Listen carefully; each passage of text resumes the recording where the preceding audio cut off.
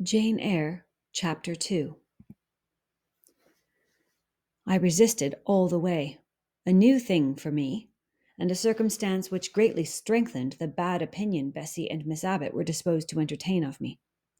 The fact is, I was a trifle beside myself, or rather out of myself, as the French would say. I was conscious that a moment's mutiny had already rendered me liable to strange penalties, and, like any other rebel slave, I felt resolved, in my desperation, to go all lengths. "Hold her arms, Miss Abbot! She's like a mad cat!" "For shame! For shame!" cried the lady's maid. "What shocking conduct, Miss Eyre, to strike a young gentleman, your benefactress's son, your young master!" "Master? How is he my master? Am I a servant?" "No, you are less than a servant, for you do nothing for your keep. There, sit down and think over your wickedness." They had got me by this time into the apartment indicated by Mrs. Reed, and had thrust me upon a stool. My impulse was to rise from it like a spring. Their two pair of hands arrested me instantly. "If you don't sit still, you must be tied down," said Bessie. "Miss Abbot, lend me your garters. She would break mine directly." Miss Abbot turned to divest a stout leg of the necessary ligature. This preparation for bonds, and the additional ignominy it inferred, took a little of the excitement out of me. "Don't take them off," I cried. "I will not stir." In guarantee whereof, I attached myself to my seat by my hands. "Mind you don't," said Bessie, and when she had ascertained that I was really subsiding, she loosened her hold of me. Then she and Miss Abbot stood with folded arms, looking darkly and doubtfully on my face, as incredulous of my sanity. "She never did so before," at last said Bessie, turning to the Abigail. "But it was always in her," was the reply. "I've told Mrs. often my opinion about the child, and Mrs. agreed with me.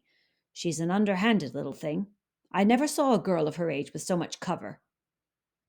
Bessie answered not, but ere long, addressing me, she said, "You ought to be aware, miss, that you are under obligations to Mrs. Reed. She keeps you. If she were to turn you off, you would have to go to the poorhouse." I had nothing to say to these words. They were not new to me. My very first recollections of existence included hints of the same kind. This reproach of my dependence had become a vague sing-song in my ear, very painful and crushing, but only half intelligible. Miss Abbot joined in. "And you ought not to think yourself on an equality with the Mrs. Reed and Master Reed, because Mrs. kindly allows you to be brought up with them. They will have a great deal of money, and you will have none. It is your place to be humble, and to try to make yourself agreeable to them." "What we tell you is for your good," added Bessie, in no harsh voice. "You should try to be useful and pleasant, then perhaps you would have a home here. But if you become passionate and rude, Mrs. will send you away, I am sure." "Besides," said Miss Abbot, "God will punish her. He might strike her dead in the midst of her tantrums, and then where would she go? Come, Bessie, we will leave her. I wouldn't have her heart for anything. Say your prayers, Miss Eyre, when you are by yourself, for if you don't repent, something bad might be permitted to come down the chimney and fetch you away." They went, shutting the door and locking it behind them. The Red Room was a square chamber, very seldom slept in. I might say never, indeed, unless when a chance influx of visitors at Gateshead Hall rendered it necessary to turn to account all the accommodation it contained. Yet it was one of the largest and stateliest chambers in the mansion. A bed supported on massive pillars of mahogany, hung with curtains of deep red damask, stood out like a tabernacle in the centre. The two large windows, with their blinds always drawn down, were half shrouded in festoons and falls of similar drapery. The carpet was red. The table at the foot of the bed was covered with a crimson cloth. The walls were a soft fawn colour with a blush of pink in it. The wardrobe, the toilet table, the chairs were of darkly polished old mahogany. Out of these deep surrounding shades rose high and glared white the piled-up mattresses and pillows of the bed, spread with a snowy Marseille counterpane. Scarcely less prominent was an ample cushioned easy-chair near the head of the bed, also white, with a footstool before it, and looking, as I thought, like a pale throne. This room was chill because it seldom had a fire. It was silent because remote from the nursery and kitchen, solemn because it was known to be so seldom entered.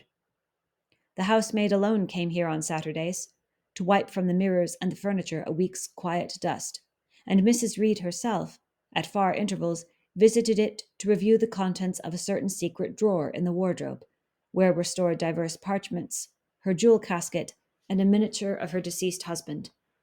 And in those last words lies the secret of the Red Room, the spell which kept it so lonely in spite of its grandeur. Mr. Reed had been dead 9 years. It was in this chamber he breathed his last. Here he lay in state. Hence his coffin was borne by the undertaker's men, and since that day a sense of dreary consecration had guarded it from frequent intrusion. My seat, to which Bessie and the bitter Miss Abbott had left me riveted, was a low ottoman near the marble chimney-piece. The bed rose. To my right hand there was the high, dark wardrobe, with subdued, broken reflections varying the gloss of its panels. To my left were the muffled windows. A great looking-glass between them repeated the vacant majesty of the bed and room. I was not quite sure whether they had locked the door, and when I dared move, I got up and went to see. Alas, yes, no jail was ever more secure. Returning, I had to cross before the looking-glass. My fascinated glance involuntarily explored the depth it revealed. All looked colder and darker in that visionary hollow than in reality, and the strange little figure there gazing at me, with a white face and arms specking the gloom, and glittering eyes of fear moving where all else was still, had the effect of a real spirit. I thought it like one of the tiny phantoms, half fairy, half imp. Bessie's evening stories represented as coming out of lone ferny dells in moors and appearing before the eyes of belated travellers. I returned to my stool. Superstition was with me at that moment, but it was not yet her hour for complete victory. My blood was still warm. The mood of the revolted slave was still bracing me with its bitter vigor. I had to stem a rapid rush of retrospective thought before I quailed to the dismal present. All John Reed's violent tyrannies, all his sister's proud indifference, all his mother's aversion, all the servant's partiality, turned up in my disturbed mind like a dark deposit in a turbid well. Why was I always suffering, always browbeaten, always accused, forever condemned? Why could I never please? Why was it useless to try to win anyone's favor? Eliza, who was headstrong and selfish, was respected. Georgiana, who had a spoiled temper, a very acrid spite, a captious and insolent carriage, was universally indulged. Her beauty, her pink cheeks and golden curls, seemed to give delight to all who looked at her, and to purchase indemnity for every fault. John no one thwarted, much less punished, though he twisted the necks of the pigeons, killed the little pea-chicks, set the dogs at the sheep, stripped the hothouse vines of their fruit, and broke the buds off the choicest plants in the conservatory. He called his mother old girl, too, sometimes reviled her for her dark skin similar to his own, bluntly disregarded her wishes, not unfrequently tore and spoiled her silk attire, and he was still her own darling. I dared commit no fault. I strove to fulfill every duty, and I was termed naughty and tiresome, sullen and sneaking from morning to noon, and from noon to night. My head still ached and bled with the blow and fall I had received. No one had reproved John for wantonly striking me, and because I had turned against him to avert farther irrational violence, I was loaded with general opprobrium. Unjust, unjust, said my reason, forced by the agonizing stimulus into precocious though transitory power. And resolve, equally wrought up, instigated some strange expedient to achieve escape from insupportable oppression, as running away, or, if that could not be effected, never eating or drinking more and letting myself die. What a consternation of soul was mine that dreary afternoon! How all my brain was in tumult, and all my heart in insurrection! Yet in what darkness, what dense ignorance was the mental battle fought! I could not answer the ceaseless inward question, why I thus suffered. Now, at the distance of, I will not say how many years, I see it clearly. I was a discord in Gateshead Hall. I was like nobody there. I had nothing in harmony with Mrs. Reed or her children, or her chosen vassalage. If they did not love me, in fact, as little did I love them. They were not bound to regard with affection a thing that could not sympathize with one amongst them, a heterogeneous thing, opposed to them in temperament, in capacity, in propensities, a useless thing, incapable of serving their interest or adding to their pleasure, a noxious thing, cherishing the germs of indignation at their treatment, of contempt of their judgment. I know that had I been a sanguine, brilliant, careless, exacting, handsome, romping child, though equally dependent and friendless, Mrs. Reed would have endured my presence more complacently. Her children would have entertained for me more of the cordiality of fellow feeling. The servants would have been less prone to make me the scapegoat of the nursery. Daylight began to forsake the Red Room. It was past 4 o'clock, and the beclouded afternoon was tending to drear twilight. I heard the rain still beating continuously on the staircase window, and the wind howling in the grove behind the hall. I grew by degrees cold as a stone, and then my courage sank. My habitual mood of humiliation, self-doubt, forlorn depression fell damp on the embers of my decaying ire. All said I was wicked, and perhaps I might be so. What thought had I been but just conceiving of starving myself to death? That certainly was a crime. And was I fit to die? Or was the vault under the chancel of Gateshead Church an inviting bourne? In such vault, I had been told, did Mr. Reed lie buried, and led by this thought to recall his idea, I dwelt on it with gathering dread. I could not remember him, but I knew that he was my own uncle, my mother's brother, that he had taken me when a parentless infant to his house, and that in his last moments he had required a promise of Mrs. Reed that she would rear and maintain me as one of her own children. Mrs. Reed probably considered she had kept this promise, and so she had, I dare say, as well as her nature would permit her. But how could she really like an interloper not of her race, and unconnected with her, after her husband's death, by any tie?